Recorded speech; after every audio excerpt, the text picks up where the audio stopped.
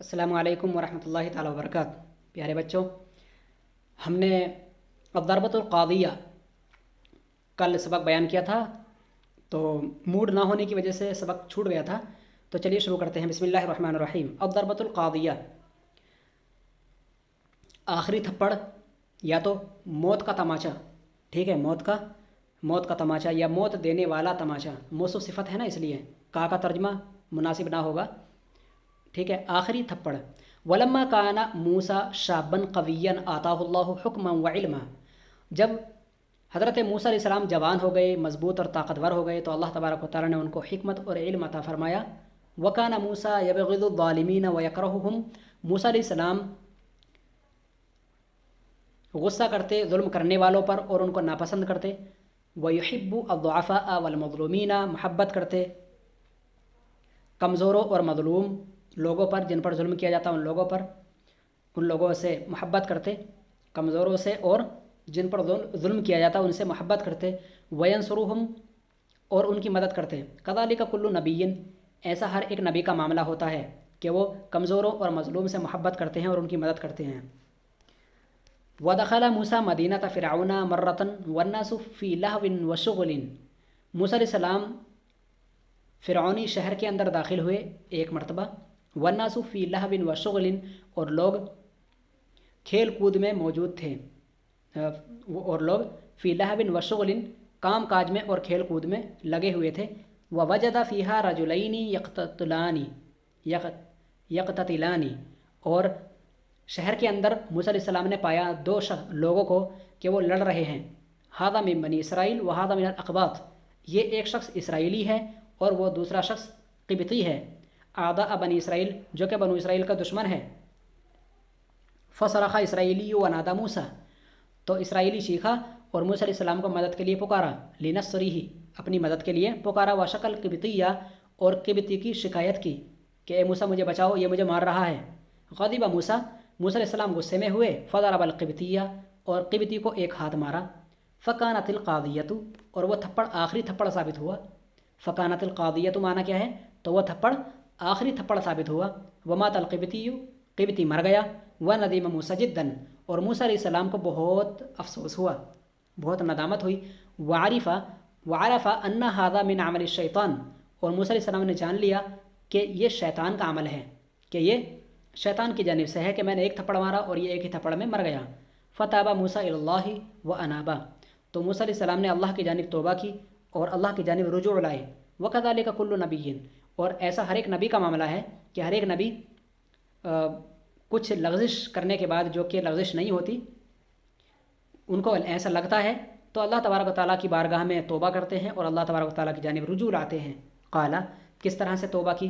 ھذا من عمل الشیطان انہ عدو مضل مبین، اے اللہ تو جانتا ہی ہے یہ شیطان کا عمل ہے، بے شک وہ گمراہ کرنے والا کھلا دشمن ہے۔ وتاب اللہ علی موسیٰ، تو اللہ تبارک و تعالیٰ نے موسیٰ کی دعا یہ توبہ قبول کی۔ لأن موسیٰ لم یقصد ان یقتل القبطیہ، اس لیے کہ موسیٰ علیہ السلام کا ارادہ نہیں تھا کہ وہ قبطی کو جان سے ہی مار ڈالیں گے۔ بل ضربہ ولکنھا کانت القاضیہ، بلکہ انہوں نے تو ایک تھپڑ مارا تھا لیکن وہ تھپڑ آخری تھپڑ ثابت ہوا۔ وحمد اللہ موسیٰ، تو اللہ تبارک و تعالیٰ کی تعریف کی موسیٰ علیہ السلام نے جب ان کی توبہ قبول ہو گئی۔ وقال، اور موسیٰ علیہ السلام کہتے ہیں، ان اللہ قد انعم علی وغفر لی، کہ اللہ تبارک و تعالیٰ نے مجھے نعمت دی کہ اس نے مجھے بخش دیا۔ فلم اکون ظہیرا للمجرمین، تو میں آئندہ کبھی جرم کرنے والوں میں سے نہ ہوں گا۔ فاصبح فی المدینۃ خائفا یترقب ویحذر متی تجیئہ شرطۃ فرعون ولہم عیون الغراب وشامۃ النمل۔ واصبح فی المدینۃ خائفا، تو حضرت موسیٰ علیہ السلام شہر کے اندر خوف کے ساتھ رہنے لگے۔ ویترقب ویحذر، چھپتے اور بچتے۔ یترقب ویحذر معنی کیا ہے؟ چھپتے اور بچتے، کہ متی تجیء شرطۃ فرعون، کہ کب فرعون کی پولیس، فرعون کی فوج آ جائے۔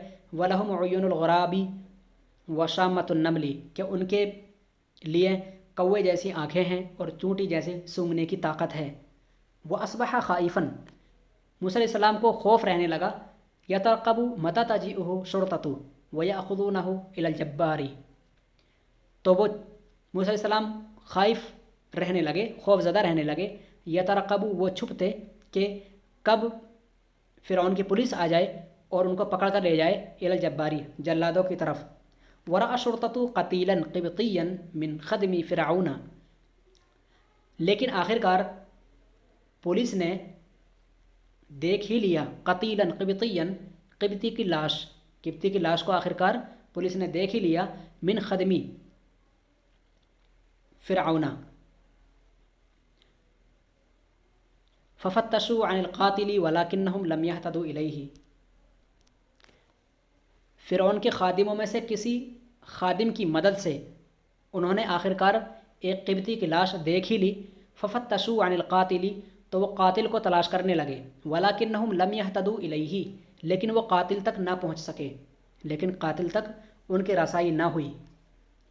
ومن یدلہم علی القاتل، اور قاتل کے متعلق انہیں بتاتا بھی کون؟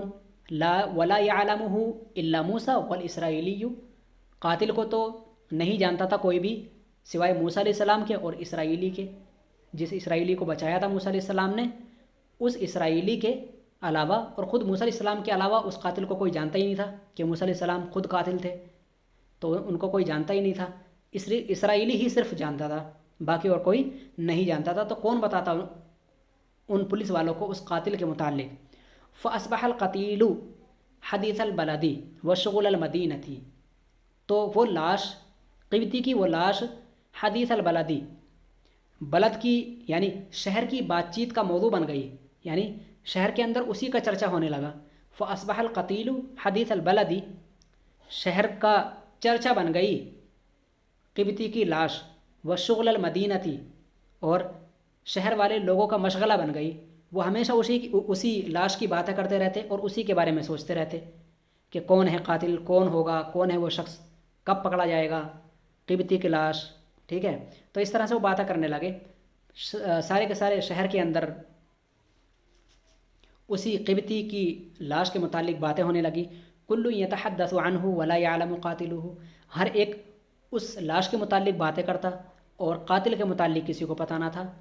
وغضب فرعون وقال للشرطة، غضب فرعون وقال للشرطة، فرعون غصہ ہوا اور اس نے اپنی فوج سے کہا، فوجی پولیسوں سے کہا، لابد ان تفتشوا عن القاتل، تم لوگوں کو قاتل کا ضرور پتہ لگانا ہے، لابد ضروری ہے، ان تفتشوا عن القاتل، کہ تم قاتل کا پتہ لگا کر ہی رہو، ٹھیک ہے۔ تو اب یہاں پر قاتل کا پتہ کیا لگ جائے گا؟ اگر لگ جائے گا تو موسیٰ علیہ السلام کے ساتھ کیا واقعہ رونما ہونے والا ہے، انشاءاللہ اگلے سبق میں پڑھیں گے۔ آج کے سبق کا ترجمہ اچھی طرح سے یاد کر لیں، انشاءاللہ جب ہم کبھی اللہ تبارک و تعالیٰ کی منشا سے، اللہ تبارک و تعالیٰ کی جب اللہ تبارک و تعالیٰ چاہے گا تو اس کی چاہت سے جب ہم کبھی جامعہ کے اندر پڑھیں گے قصص النبیین، تو انشاءاللہ ترکیب بھی اس کی کریں گے نوٹس بورڈ پہ لکھتے ہوئے، چونکہ قصص النبیین عربی کی کتاب ہے، اس میں ترکیب بھی لازمی چیز ہے، تو انشاءاللہ ہم ترکیبی لحاظ سے بھی کریں گے انشاءاللہ بورڈ پہ۔ تو آمنے سامنے جب وائٹ بورڈ یا بلیک بورڈ اگر سامنے ہوتا ہے تو ترکیب کرنے میں اچھا لگتا ہے اور ذہن نشی ہو جاتی ہے۔ ابھی ترجمے پر ہی اکتفا کریں گے بچوں، ٹھیک ہے۔ تو انشاءاللہ العزیز کبھی نہ کبھی انشاءاللہ دعا کریں آپ تمام طالبات کہ کرونا کا مرض